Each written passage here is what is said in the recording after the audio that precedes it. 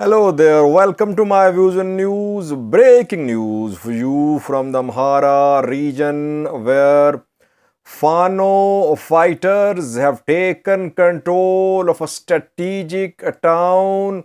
The town is situated on Oromia Amhara border. A few weeks ago, when Fano fighters were in control of Shorobit and Debre Birhan, they tried to take full control of this Warada. They could not, but today they managed to capture main town in this Warada. How far is this place from the main road which connects Ethiopian capital Addis Ababa with Ethiopia Djibouti road? How far is this road from Ethiopia Djibouti railway line? Details for you in this video. Secondly, Mekelle Tigray is the capital, where on Thursday a big political show by opposition parties is due to be held. Before that, opposition and government seems to be face to face. Opposition parties tried to take out a small rally in Mekelle today to motivate people to attend Thursday's rally. What happened? What happened was very much expected. Details for you in this video. Firstly, viewers, Amhara region of Ethiopia, Fano fighters clashing, involved in clashes with Ethiopian military for months. And I have been consistently updating you about Fano's attempts to take the conflict from Amhara to Oromia. And we saw incursions into Oromia from Amhara territory. Fano fighters entered North Shore zone of the Oromia region. They entered Horogodoro Valagatu, and in some cases they're trying to motivate and organize Amharas living in Oromia, in border areas, Oromia, Amhara border areas. So, these border areas, which are part of the Amhara region or part of Oromia region, are the targets of Fano fighters. They want to have their presence because they believe that the war on them, the military offensive on them, is backed by Oromo elite. They don't call it ENDF, which is conducting military operation in Amhara. They say it is Oromo Army, Army of Birhanu Jula, Oromo soldiers. So they want to give ethnic color to this conflict. And if you remember, a few weeks ago, when Fano fighters were in control of all big town cities in the Amhara region, majority of, back then they tried to move towards Oromia border. They were in control of Shorobit. They captured Debre Birhan. And from Debre Birhan, they moved towards Mendida. And secondly, they moved towards Minjar Shinkora. I think they entered Minjar Shinkora back then. They could not consolidate their control of Minjar and they retreated. But it seems that Fano fighters are back in Minjar. They were in Ararati. They are still in Ararati town, which is in Minjar, I think. Ararati is in North Shore zone. Minjar is in North Shore zone of the Amhara region, but it is not far away from East Shore zone of the Oromia region. This town, strategic. There was heavy fighting in the town, reportedly. In the fighting, some police officials were killed. Prosperity Party local level administrators were killed too, reportedly. Administration fled. Ararati police fled as well.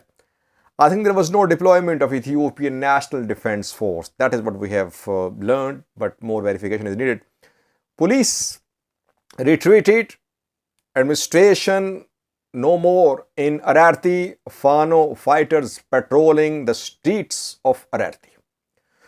Ararti, as I said earlier, very strategic because it is on border. A few kilometers away from Oromia border is Ararti. If you're in control of Ararti, it means that you can move towards the main road which connects Ethiopia-Djibouti road with Addis Ababa.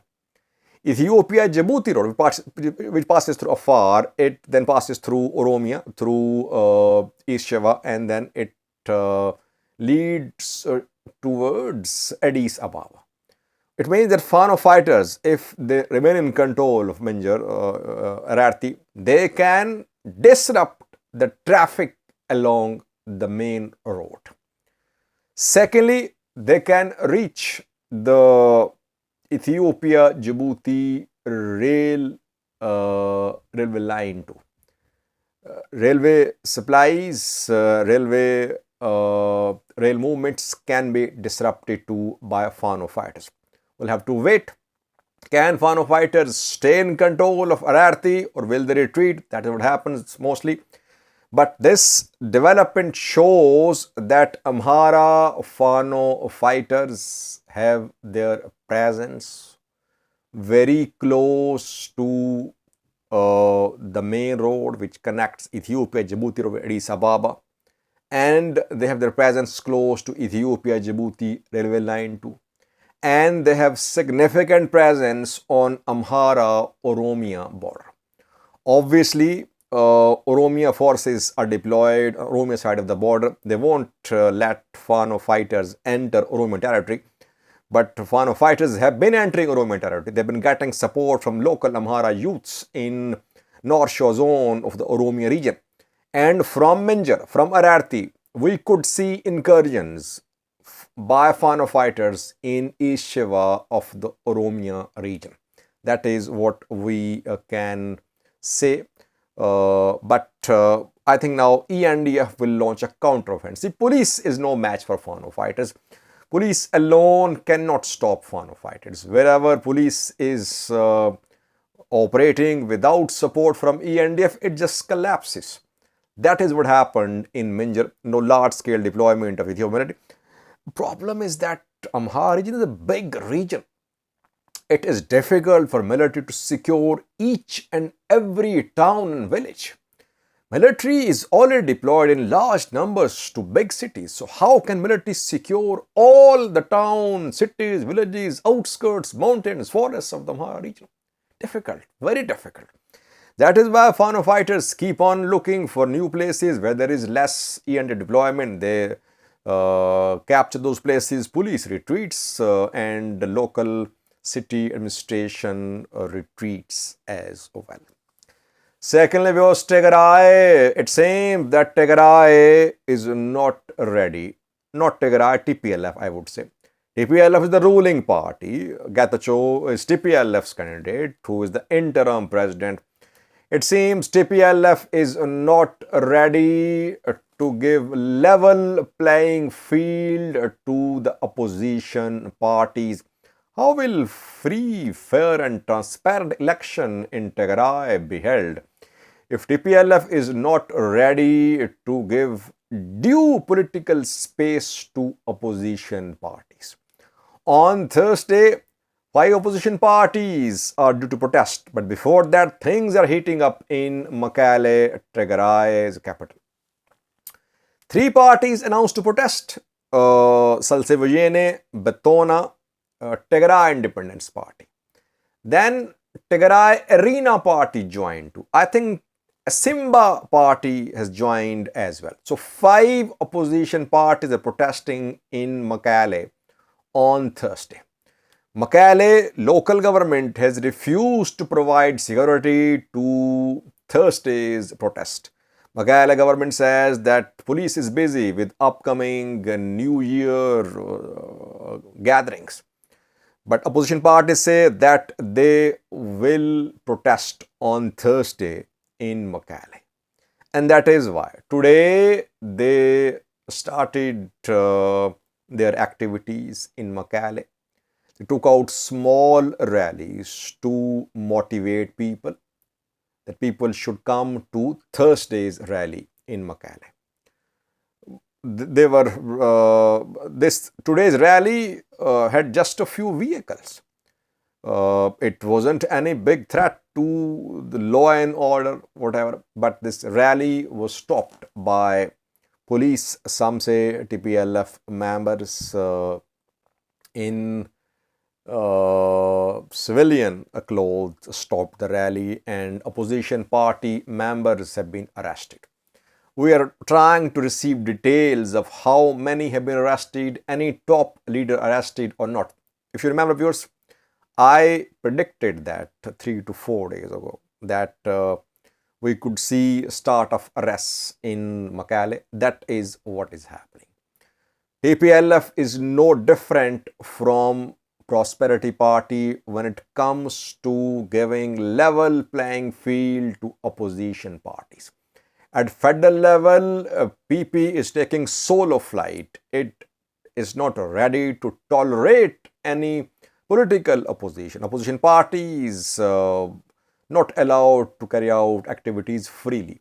Opposition politicians saying goodbye to politics. See what happened to that Oromo politician. Mekelle Tigray said goodbye to the Oromo Federalist Congress, sought asylum in the US. Same is happening here in Tigray. Opposition is united. By the way, opposition seems to have united. That is why TPLF is worried now. It is a sign of panic now. First sign of panic within TPLF. A meeting was held yesterday, chaired by top TPLF leaders like LM Gabrewahid. And after that, a pro-TPLF diaspora organization announced a protest on Wednesday and Thursday against likely termination of the mandate of UN Inquiry Commission on Ethiopia. That move was aimed at diverting the attention from Thursday's protest of opposition parties. Let's see what happened. Opposition party members being arrested. We could see large-scale arrests. And I think it will increase support for opposition parties. Maybe it would have been difficult for opposition parties to gather a large crowd. But now if they come under crackdown, the leaders are arrested, they would say that their rally could not get large crowds because government did not allow people to attend the rally. So overall, it won't weaken opposition parties. Tigray and diaspora, I've been saying, will have to break its silence. It should speak.